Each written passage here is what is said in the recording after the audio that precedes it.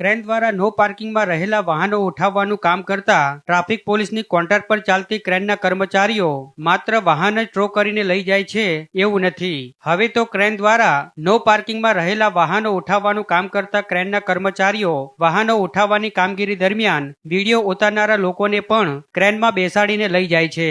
વાત જરા ગળે નહીં ઉતરે પણ વાત એકદમ સાચી છે. જો તમે વાહનો ઉઠાવવાની કામગીરી દરમિયાન વિડીયો ઉતારશો તો ક્રેનના કર્મચારીઓ ગુંડાગીરી કરી તમને પણ બૂચી પકડી ક્રેનમાં બેસાડી ઉઠાવી જશે અને ક્રેનના કર્મચારીઓની ગુંડાગીરી સામે તમે કંઈ જ નહીં કરી શકો, વિડીયો ઉતારોની બૂમો પાડી શકશો. દ્રશ્યો સુરતના છે, જ્યાં વરાછા વિસ્તારમાં ટ્રાફિક પોલીસની કોન્ટ્રાક્ટ પર ચાલતી ક્રેનના કર્મચારીઓની ગુંડાગીરીનો આ ચોંકાવનારો વિડીયો હાલ સોશિયલ મીડિયા પર વાયરલ થયો છે.